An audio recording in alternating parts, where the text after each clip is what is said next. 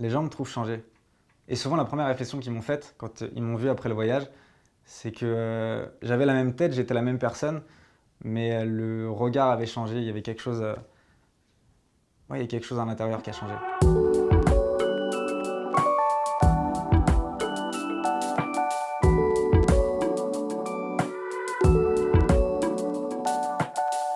Avant de voyager, je travaillais en télévision, je travaillais dans les médias, je travaillais comme auteur.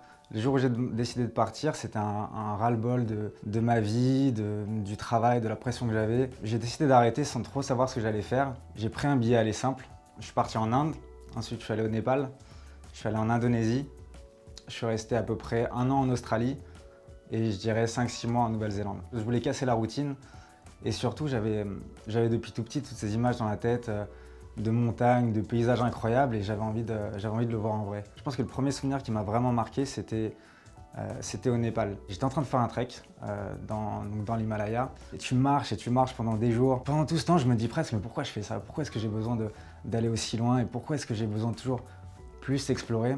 Et là, finalement, la montagne qui se révèle à moi et il y a quelque chose d'incroyable qui s'est passé en fait. Je suis arrivé, je me suis posé au bord de la falaise. Quand j'ai vu ça, je me suis dit c'est pour ça que je voyage. J'étais parti chercher des réponses et finalement j'avais plus de questions. Tout était là, il n'y avait rien de plus à demander en fait. Les pieds sur terre et la tête dans les nuages.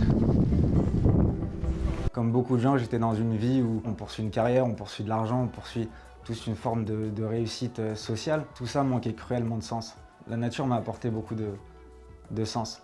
Et je sais qu'aujourd'hui dans ma vie, c'est quelque chose dont je ne peux pas me passer. Je pense qu'on ne revient pas transformé en se disant « Waouh, ça y est, j'ai eu une révélation ». C'est plus dans des petites choses du quotidien.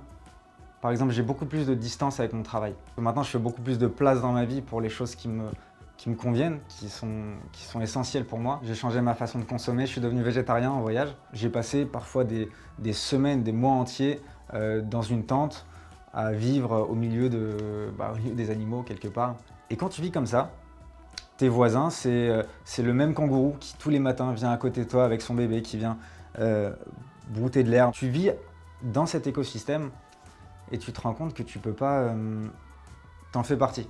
Et tu ne peux pas considérer le monde comme un gigantesque réservoir de ressources. J'ai vu par exemple en Indonésie des montagnes qui sont magnifiques et quand tu regardes sur l'autre versant de la montagne, tu vois l'impact touristique, c'est-à-dire que tu vois des mares de déchets. Tu te dis mais comment on peut faire ça? C'est plus une accumulation de choses et le contact avec la nature qui m'a fait prendre conscience de l'importance en fait, de changer sa manière de consommer. Je trouve qu'il n'y a pas de meilleure école ou d'apprentissage que le voyage, mais ce que je conseille surtout aux gens, c'est de réaliser leurs rêves.